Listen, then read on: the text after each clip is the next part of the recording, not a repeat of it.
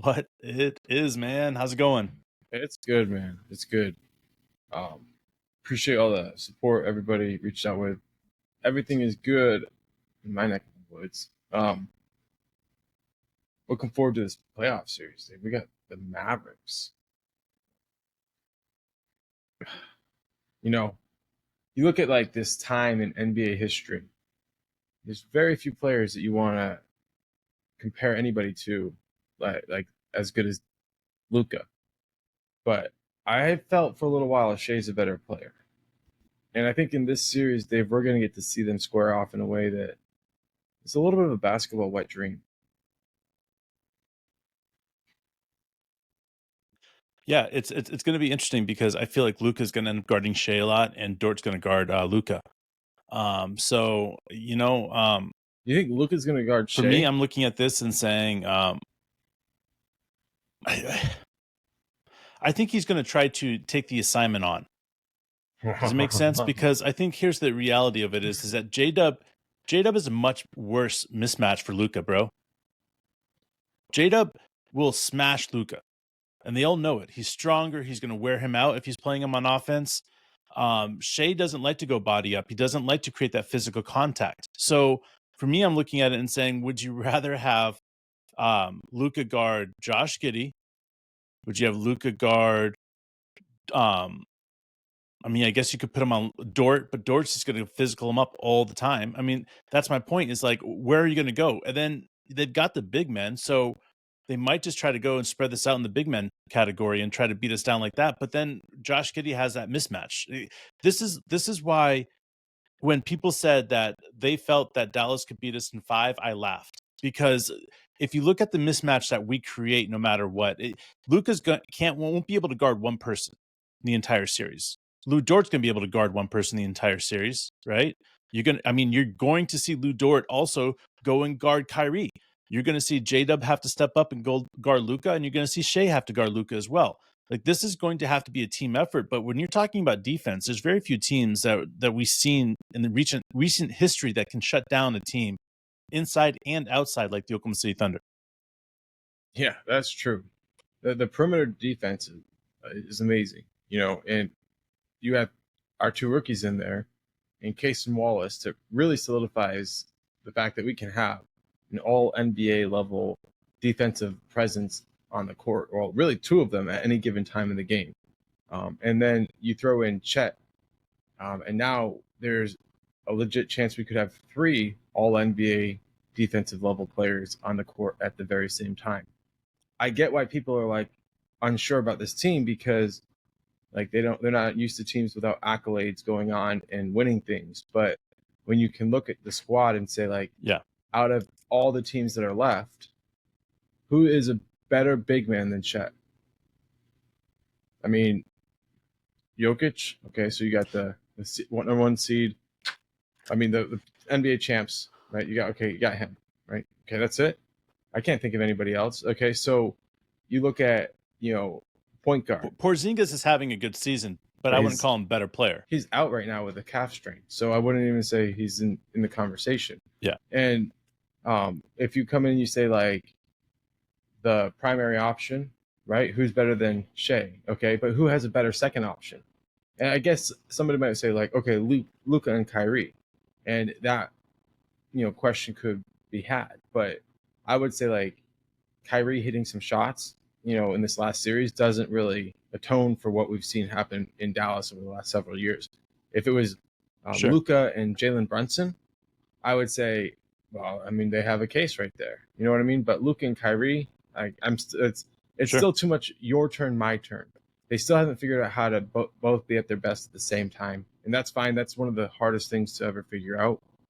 But you go down, you say bench squad. Who's got the deepest bench of the teams left? You say who's got the best coaching. I think we win all of these categories. But the thing is, a lot of that is based on how I think people will perceive things after the season is completed. Yeah. At this moment, I understand why people would say that we're too young. But when the season's over, nobody's going to be talking about how young we are, except in the context of how many more championships we could win with a squad this young. It really has nothing to do with limiting us at this stage at all. I want to go through some X factors of this series that are coming up. Obviously, Dallas is a incredibly talented offensive team. They've got some good defensive players. Dallas went out in the trade deadline and did some really good trades to get some amazing lob threats for Luka and Kyrie. So they did some good stuff there. But for the X factor, as far as us, I got to go back to what happens when Dallas goes to small ball, because Dallas does play small ball. They're very effective in small ball. What happens when they play small ball? Well, I want to talk about the X factor for the Oklahoma City Thunder.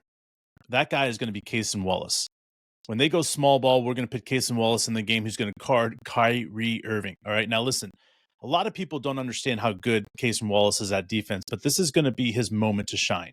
And we're talking about X factors, and when you're talking about a player that's coming in off the bench and is going to be requested and asked to guard maybe the greatest handles of all time as far as basketball player, or at least in the recent generation, Kyrie's handles are legendary, like beyond legendary. There's probably about 5 guys in the league that I would ever consider have the same type of leverage and the same type of handles that Kyrie has. So if you look at what Kyrie can do, and then you're looking at it and saying, "Hey, Cason, you're going to go out there and play." And by the way, I know that Kyrie was like a god to you when he was winning championships a few years back, and you were like 12 years old. But we're going to make you play against Kyrie, and you're going to shut him down. And what Kason's going to do is he's going to rise to the occasion, guys. He's going to step up and he's going to do something crazy and amazing, and everybody's going to be calling Kason's name. Because at that moment, at that very moment, it's going to be just as J-Dub came out, and he came out and said, "Hey, guys, I'm here." And it was game like 20 of last year, right? This year, it's Kason's moment. And Kason's going to come out and he's going to be showing everybody why he's one of the better defenders in the league, and why the league isn't ready for what happens when Kason's playing his all-time best. Yeah, dude, I love it. So Coach Kidd, he just got a contract extension with the Mavs because his name was being thrown around with some Lakers rumors, and the Mavs figured they better lock that shit up. Better put a ring on it. So they gave him his fancy ass ring, and now he's tied up there. But getting out of the first round isn't what they want with a generational talent like Luka. Like, this team needs to be in conference finals and getting to the NBA championship if you're going to make the most out of a player like his career. So what does the big bucks get? The Dallas Mavericks, the Sheldon Adelson family, new ownership, and Mark Cuban combination. What do they get from Jason Kidd as far as the game plan? Now that they paid him all these big dollars, dude. I mean, do you think he's going to come out and out game plan Coach D? Do you think he's going to? I mean, he figured out a few things in those Clippers series where it was like they had it going for him a bit. They were able to figure the series out. Talk to me, Dave. What do you expect from Coach Kidd? Yeah. So again, I was talking about X factors on both sides, and really, if we want to talk about X factors for Dallas, I mean, obviously everybody knows Luka is stellar and probably one of 3 the best players in the league right now. I know people are like, he's the best, but I'm not even putting him in the top 3. Past the top 3, you guys can all argue about Joker, Shea, or Luka, but for Dallas's X factor, man, it has to be Coach Kidd, because how he reacts to Coach D's huge lineup, as far as players that he plays in the first quarter. Usually, Coach D plays 9-10 guys in the first quarter. So I'm bracing to see how Coach Kidd really reacts to it. I mean, I know everybody wants to start calling him Coach K, but he still has to earn that. And as far as everything else goes with Coach Kidd, is that there's some question marks of what's going to happen when he's truly bumped up against one of the true young great minds of the league, maybe the best youngest mind of the league as far as coaching staffs go. So I'm sitting here and I'm saying, if Coach Kidd can figure out how to maneuver our defense, how to maneuver our offense, and how to make us react instead of them reacting to us, then Coach Kidd is obviously that X factor that Dallas needs. But I I have seen a lack in Coach Kidd's efficient game calling through the years, and that's not a diss on him by any stretch of the imagination. It's just the way it is. If you want to talk about ESPN announcers, you want to talk about smart brains all around the sports world, with coaching staffs and everything else like that, they'll all say the same. If there's moments that Coach Kidd just like, it feels like it slips, just like somebody that hits in the head too many times, Whereas Coach D, whenever that stress gets hard, he rises above. It's like he understands that, like, hey guys, this is just a moment. They just went on a 20-0 run. It's okay. They just went on a 30-2 run. It's okay. And then what happens? We still win the game. So my point is that, like, when you're faced with adversity and you have an insane amount of guys that believe in you, that's an X factor in any series. And that's why I sit there and I say, for Dallas, you have to have Coach Kidd 110% there. If he's not, then this series is over in 5 games. Guys, you heard it here first. Put it in your comments, guys. Tell us what you think. Thunder up in what? 5, 6, 4, 7? Well, I want to address this, right? So you got Thunder, right? I'm saying Thunder in 5, right? I want to say let's go Minnesota, right? I'm saying Minnesota in 6. Whoa. I'm saying Knicks in 5. I'm doing this for all the betting people out there. Knicks are really good guys. Knicks in 5? And Celtics are going to go ahead and just Knicks in 5, man. I'm telling you, Knicks, nobody understands how good the Knicks are. I told you before the season, or before the playoffs started, that the Knicks are going to make it or be the only X factor to the Celtics, and I'm still standing by that. Knicks are good.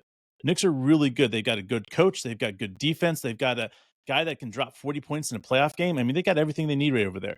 And the Cavs, I mean, to my opinion, the Cavs are just like a copy of the Knicks. So I just don't see it. So then you have the last one, Celtics. I mean, Celtics, wait, is it the Celtics playing the Cavs? I don't know who Celtics, it is. But Cavs, whoever the Celtics are playing, it's over. It doesn't even matter. You got it right. Celtics, Cavs, and it's Indy, New York. Knicks, Pacers. Knicks, Pacers. Yeah, Knicks, Pacers. Like, I still can't help but smile again, when Celtics, I think Knicks, Pacers. I know, dude. All those years of us watching that, there's going to be a lot of build up to that. I really hope Reggie Miller calls those games because I want to see that. I want to see him and Spike Lee on the sidelines making hand motions to each other. So, but no, this is a different aspect. And the reason I want to bring this up and what I want to talk to you guys about is the Celtics, right? Majority of their guys are under 26 years old that are the main players of their team.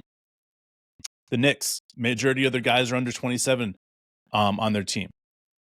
You got Minnesota. The main guys of their players, really the best player of their team is only 21 years old, and he's playing unbelievable. Ant is truly playing out of his mind right now. But everybody else, really, that's a good young team by all, even though that they're the most seasoned team left in the NBA outside of Denver right now. And then you got us. We're super young. We're playing against a team that's seasoned. Like, Luka's been here before, but he's still younger than Shai. So anybody that wants to say, oh, well, experience. But this is why when you're talking about one individual player and you're saying Shai versus Luka, right? If we're playing 1 versus 1, would it matter? Maybe. But we're not doing that. We've got 12 other guys, 11 other guys that we expect to play out there every single game. And because of that, and the way that we play and the way that we run and the way we play defense, we really make, like, if you look at Luka's minutes and Kyrie's minutes for the playoffs, man, they're averaging 40 and 42 minutes a game. Like, we're making them going to earn every single minute. If they're going to play 42 minutes against us, they're going to hurt every single minute. Like, I'm telling you, playing against Dort for 40 minutes is going to fuck with you.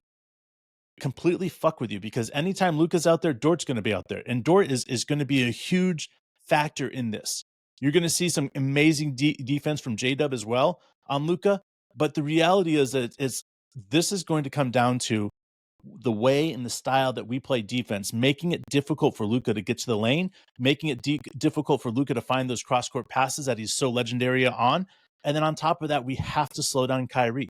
He can't get anywhere a step on us. And the guys that can do that, man, it's going to be fun to watch, because our defense is designed to stop teams like Dallas. And if you watch what we did and how we turned it off against the Pelicans, I mean, I'm telling you guys, it's going to be very, very similar to that, because if the Pelicans, up until they lost like 3 games in a row, they were right there with Dallas. So, yeah, so I'm thinking 5 is a good estimate. I mean, I think I guess on this for me would be 6. I think if we can think about the emotional roller coaster that we could go through just on a 6-game series, not even accounting a 7-game series, like, dude, there are going to be so many moments where talking heads and professionals and people who know about this stuff are like, oh, the Thunder are done. Thunder are done. They're out of it. Like, well, we could even get blown out in a game, and that's how the playoffs work. A lot of people don't understand that. Like,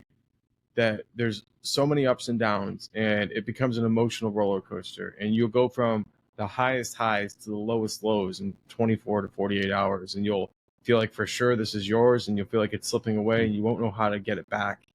So I just think we should all keep buckling up. That's what we say on this podcast here. We say buckle up, bitches, because the ride is going to get bumpy, but you picked the right horse to bet on, right? You picked it because this team has what it takes, not because they've got some fancy ass dribbler out there who can do shit that makes everybody go, wow, dude, he's pretty cool. Should be on the N1 mixtape. But no, what we got, dude, we got legit ballers. Okay. Kyrie, he's going to have to take the J-Dub treatment. You know what I mean? Like, there's not a lot of people who understand what level of defender J-Dub is, but Dort is going to be on Luka, and then they're going to see these switches. You're going to see these opportunities where Shai's going to get both of those guys. Cason's going to get his opportunity. Aaron Wiggins is going to get a chance to step up. We're going to be throwing bodies at them. We're going to be changing game plans. This is going to be something for everybody to watch because Coach D wants this as much as anybody. And when you talk about coming up with a game plan to stop Luka and Kyrie and the rest of the Mavericks, this is going to be the blueprint. So enjoy it. It's going to be a show. Dude, everything about this team is addicting. Every press conference, every interview, every play, every defensive set, every offensive set, everything about this team is addicting. And the more you get into it, the more you uncover, the more you want. But the most addicting thing about this team is the killer mentality that they show at the end of games. That to me is the most powerful thing. And if you look at it and if you understand what's happening with the Oklahoma City Thunder and you understand what's happening in the NBA right now, you start to realize that the killer mentality is the most addicting thing that Shai has. That is why people start whispering, Shai is going to be the next great. Everybody's saying it. If Shai is starting to be known as the face of the NBA, right? And I'm telling you guys, after this season, he's going to be starting to be like, well, LeBron's gone. What's going to happen next? Well, Shai, right? LeBron, KD, Steph, they're all gone. I know. People will say Luka. People will say Joker. It doesn't matter. These guys, it's all past them now. They all had their chance to take the crown, and they didn't. Now it's Shai's turn. And Shai's going to take that crown. He's going to put it on because the one thing he's addicted to more than anything is that killer mentality. He puts away teams. He helps put away teams. He closes them out, and he's Mr. Clutch when it all comes said and done. So for me, if you look at everything and you line it perfectly, you start to say, this is the year to start getting excited. Because if we don't, then what are we going to do? Wait for next year and then say halfway through the year, well, we're this short, we're this short, we're this short. We need this player in order to be able to compete. No, we have to buy in every single year like this team does, like the coaches do, like the players do. No, we have to buy in. And this is the moment. This is the moment to say anybody that's like, we don't have what it takes to beat Dallas. Well, they can go fuck off because the Oklahoma City Thunder, they're thunderous, they're exciting, and they're wet. Dude, if you made it this far, you're a motherfucking dog. Ruh, ruh, ruh, ruh, ruh, ruh.